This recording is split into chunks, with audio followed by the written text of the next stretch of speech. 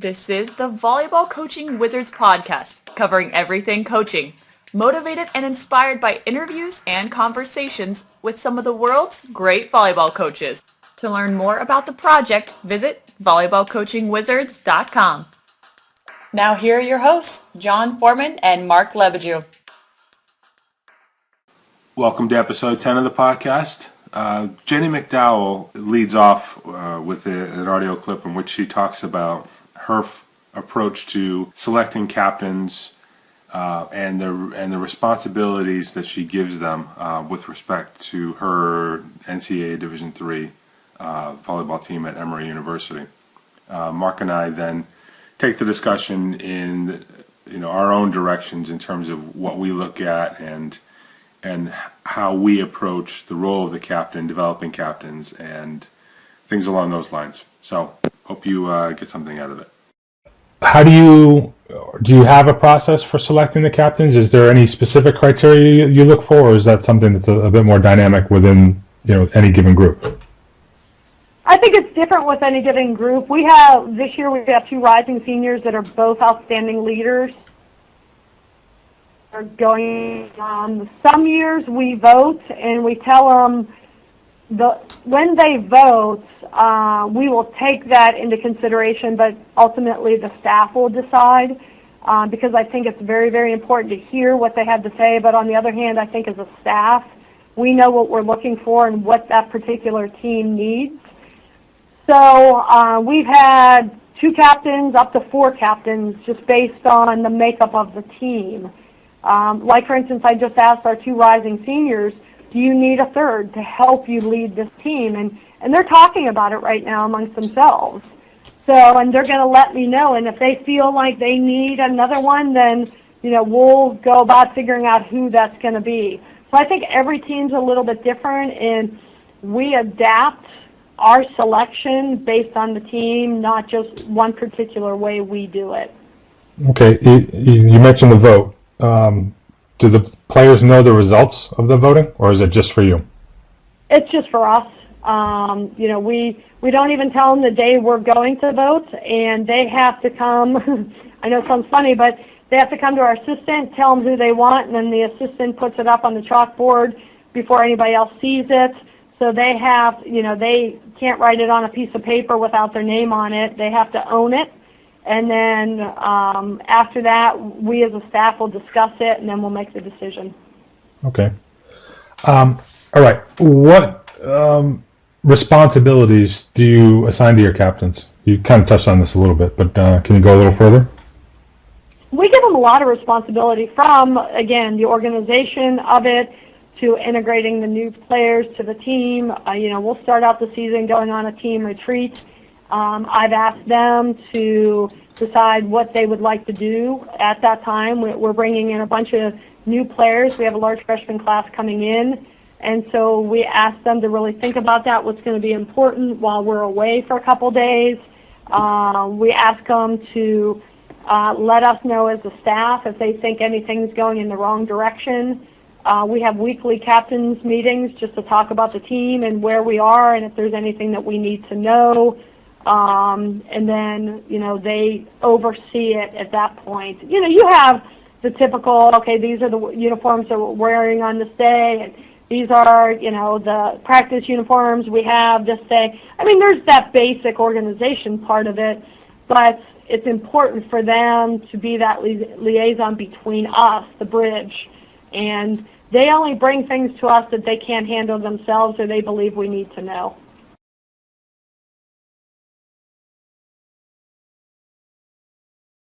From my perspective, I share Jenny's philosophy in terms of, for me, captain selection is not a popularity contest, which is what it definitely can come down to if you give players 100% control over the process, especially for younger teams, I think.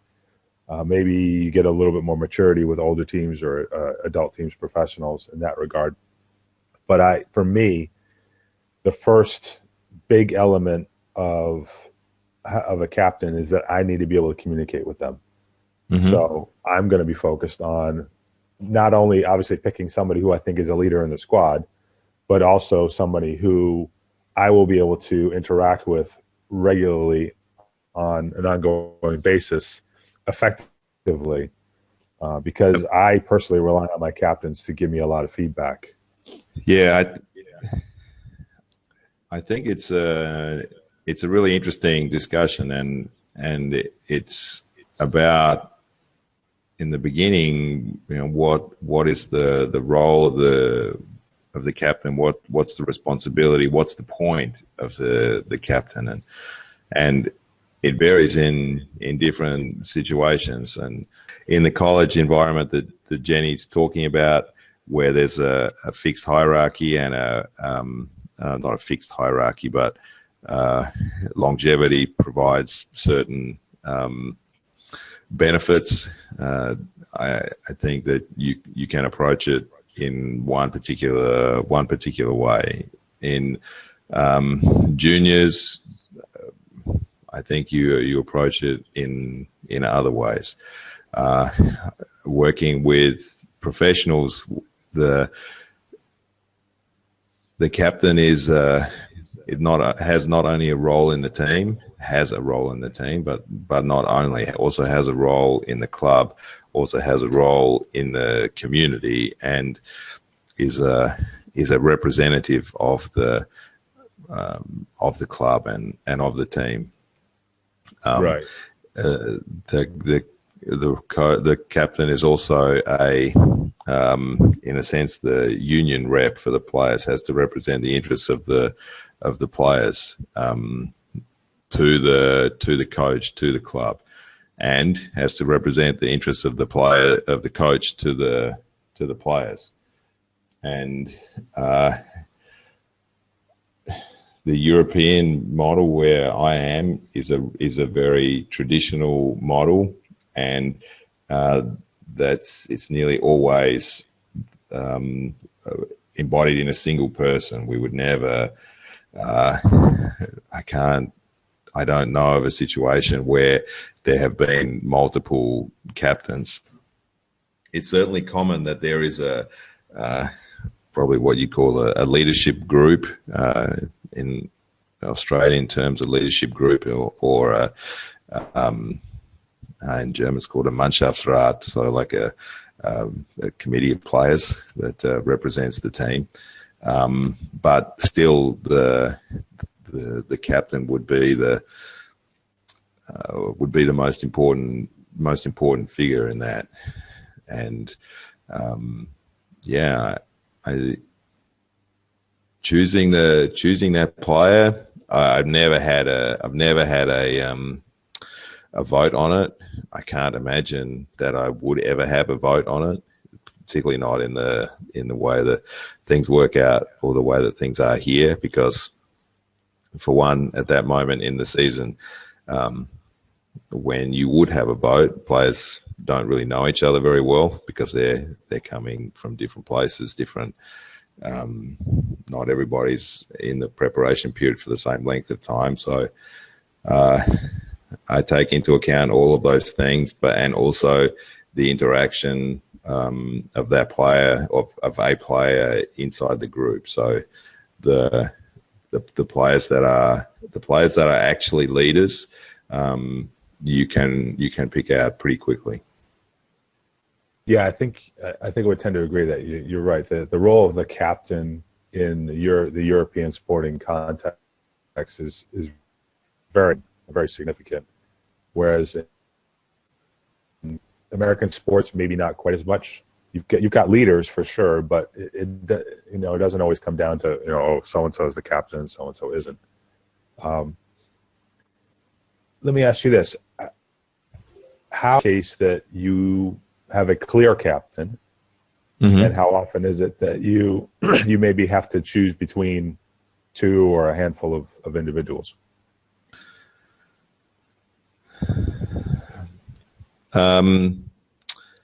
It's a good question. I'm just trying to go through. I've mostly been in situations where, for one reason or another, the choice of the captain was clear, either through longevity inside the club or through playing level because the level, we haven't talked about that, but the level of play is an important part of the captain's role, and because in the end that's the thing that people see the most, people pay the most attention to. And well, no, so, I was going to say, yeah, I think especially on the men's side of the game, your captain has to be a significant player in the squad. Starter. I mean, really needs to be a starter. And it's probably heavily skewed in that direction in the women's side of the game, although you might be able to get away with somebody who isn't always a starter because of the group dynamics. But I think you're right. It is much easier for a captain to be somebody who's a starter than it would be for a non-starter. Yeah. So to get back to your question, like I said, it's always been reasonably clear, either one outstanding player or one stronger personality or one player longest in the club. On the two situations that it wasn't really clear, one time with a new team, just with 12 new players, I picked the setter, basically. He was the most experienced guy, and I also had a pretty quick rapport with him. So we had a decent personal contact. The other situation, which was really not optimal, we had no real leaders in the team. It was just the guy who'd been in the club the longest and had the biggest identification with the fans, and spoke the language, which is sometimes an important factor also. Yeah, that was one of those things that I had to think about myself in Sweden was, do I try to pick a captain who's a Swede, or is it going to be one of the three American players? Yeah. And ideally, I would love to have been able to say, okay, we're going to have a Swedish captain because we're a Swedish team. The language isn't a huge deal in Scandinavian countries because everybody speaks English, or the vast majority of them do anyway. So it's not that much of a thing, but I can definitely see that being the case in other places. It just turned out that from day one in my squad, our American setter took charge. I mean, she's the total alpha in the group, and it was clear from the beginning. So there wasn't much of a discussion, especially when the captain from last year decided that she was going to focus on beach volleyball. And no other Swedish player is older than 21, I think. Yeah. So, I kind of described it as being a squad where, in a school equivalent, you've got 3 4-year starter seniors, and then you've got a bunch of sophomores and freshmen. Yeah, in terms of the experience and the skill level and all that. So just from an age and experience perspective, it ended up being a relatively simple decision. But those considerations you talked about definitely were a factor in there. Yeah, the standing in the team is a really important one. I've had a bad experience not with the captain particularly, but in choosing the leadership group, and the first year I had the leadership group, it was I had the most experienced guy, then the sort of the German guy, the most experienced, and the captain, the German guy, the local guy, and then a younger guy. So he was sort of the leader of the young guys. Then there was a German, and then the oldest, most experienced. And I thought in that way that I would be able to have direct contact with all three, with different parts of the group, and it worked. It worked really well with those three personalities. And the following year we had a completely new group, and so I chose a new leadership group beforehand, using the same model, for want of a better description. So some new guys coming in, so I chose one of them as a representative of the new guys. Then I had the Germans and the older guy, and it ended up being a huge problem, because the leader, or the appointed leader of the new guys, he had no position in the group, and certainly no position of as a leader of any part of the group, and it ended up causing a fair bit of animosity. Not only that, but that was certainly an element of what turned out to be not a particularly pleasant situation. All right. All the leader group thing makes me wonder just about how big a team you need to really make that valuable. Because we did it. I know for 1 year we did something like it at Brown, where basically we had the captains, but we also had representatives from each of the classes also involved. And I don't remember it being particularly useful that year, and that could have just been composition of personalities. But it just strikes me that if you've only got 12 players or whatever, how at a certain point your leadership committee is a significant fraction of your squad. You wonder about the marginal gains to be had. Now, I can understand it if you're talking about a rugby team or an American football team where you've got masses of players in different positions. Sometimes you don't, they operate on opposite sides of the ball, so to speak, so they don't interact necessarily too much directly as players. So you've got a lot of different constituencies at work.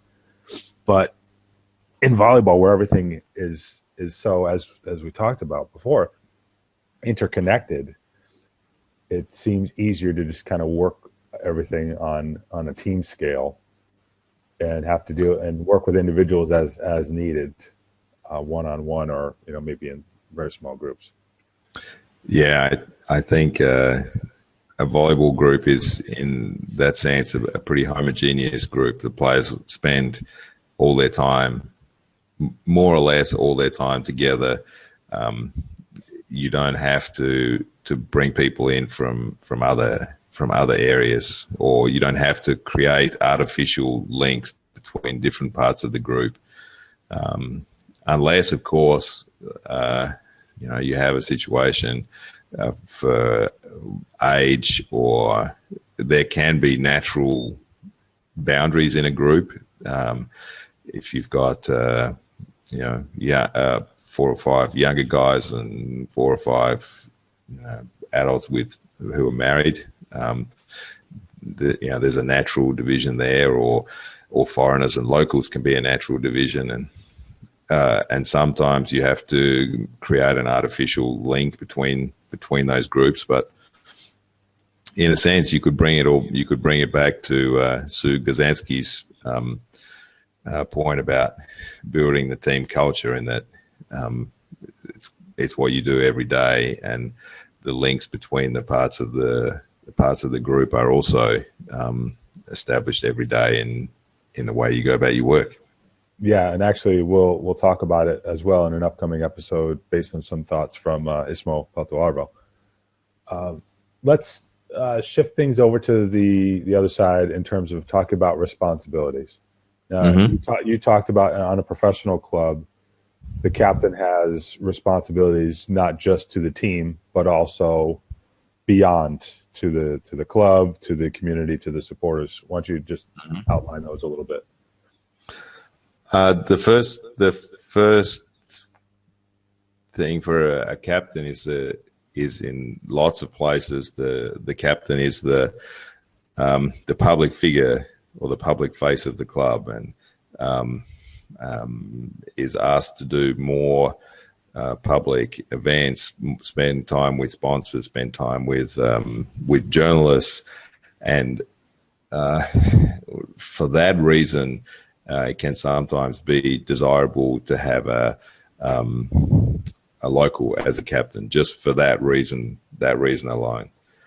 The fans in general like to have some connection to the team, some kind of identifications figure in the team. Often that's the player that's been in the club the longest, or it's the best player over a period of time. Sometimes that can be an important role of the captain, the liaison with the fans, because as time goes by, fans become a little more demanding somehow. What they expect for their fanhood, what they expect in return for their fanhood, that can be important too. And they want you to win.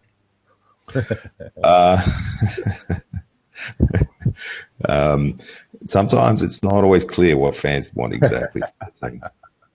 True. If you don't play a player, you get yelled at. If you do play a player, you get yelled at. If you win, but not by enough, you get yelled at. If you don't win, you get yelled at. Yeah.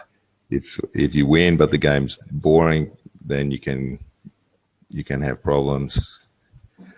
Yeah. My general idea is that the fans always want something different. True. Although you could use the same thing for the you could have the same conversation about clubs sometimes, club presidents. Yeah, you could. All right, let's shift back to the role of the captain within the team.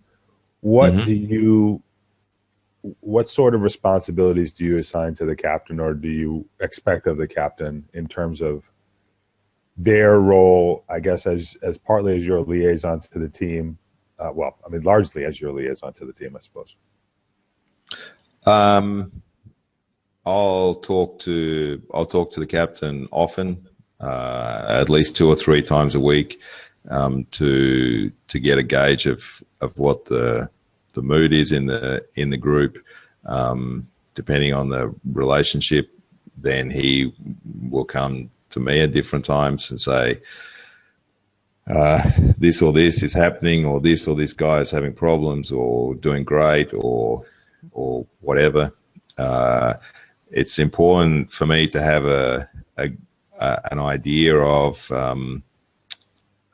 what the sort of the workload is for the team, and a good relationship with the captain is really important to understand what the guy's sort of fatigue level is, for example. Right. And can be the other way. If I see something in particular, I ask the captain to address a situation inside the group. If it's a general thing, if it's a specific player who I think might need this or that in a preparation for a game, how we prepare for a game, I might ask for some specific things. So it's a back and forth along those lines. Yeah, no, it's the same for me. I look to my captain to keep me informed on, like you say, kind of the status of the squad. You know, are they happy? Are they frustrated? Do they want to do more of this? Do they want to do less of that? Are there any friction points that we might have to address? In my case, my captain being my setter, there's also considerations about managing certain hitters, just whether it's a personality perspective or encouraging their development in a certain way. You know, what's going on with them from a social perspective, because as we've kind of talked about, like with Sue, some teams the social perspective is important. You know, that they actually spend time together outside, but for other teams it doesn't matter at all.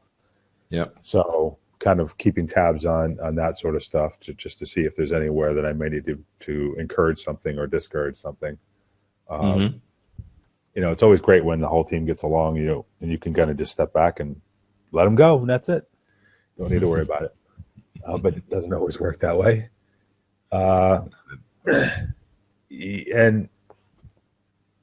And obviously, even with the captain, there's also the perspective of them as the player. And sometimes it can be tricky to disentangle the two things and make sure you're giving the captain sufficient time and feedback and whatever in their role in the team as a leader. Because, sometimes you have to coach the captain on being a leader and also as a role as a player. Mm-hmm. Absolutely. Sometimes the requirements of the job aren't fulfilled by a single person, or the skills that that person already has, and you have to work with them on that. But I never really go too deeply into that. Just the captain needs to firstly perform well. That's the first responsibility for all players. So I don't want to impinge on that in any way. And then afterwards we just work sort of guiding in different directions and hopefully reaching the best possible place. Right. Yeah. First, captain as role model for the rest of the squad is what I tend to look for. That's another role that we didn't talk about specifically, the role model. Yeah, it's true. I mean, and part of it is, the right captain, obviously, as you talked about, reflects what you want the club to reflect when they're, in public, when they're the face of the team and the face of the club. But from a coaching perspective, you also want your captain to reflect the values that you want in the team from all the other players. Yes. But to your point about developing leadership skills, or my point, or one of our points, it gets confusing at times. I had a situation when I was at Exeter with the captain of the women's team, who was excellent role model, good work ethic, starting player, all that sort of thing. But she needed to grow into the role of a take charge leader, other than kind of administratively. I mean, administratively, she was as good as you were going to get. Mm-hmm. But it took her time to develop to the point where she could kick her teammates in the butt when it needed to be done. And not all captains or leaders are comfortable with that. Some never will be. They lead in other ways, and some do it automatically, maybe too much, and we need to take them back down the other direction. But yes, that's true. That was one of the clear progressions, and she was nervous about it. She would come up to me after training. Was I too hard on them? Was it too difficult? Was I too bitchy in this case? And I was like, believe me, I'll tell you if you're pushing things too far. That's my job, is to watch that stuff. And if I think you're going a little over, then I will reel you in. But other than that, there should be no issue of you setting expectations and expecting your teammates to meet them. That's your job. Yeah, exactly. Yep. Anything else on responsibilities or desirable characteristics or anything like that before we wrap up? I think that, as always, we've done a great job of covering everything. As always. All right, we'll finish there. Always. Thanks for listening. We hope you enjoyed this episode. For show notes and more, visit volleyballcoachingwizards.com/podcast. Got an idea for a future episode or want to ask a question? Send an email to podcast@volleyballcoachingwizards.com.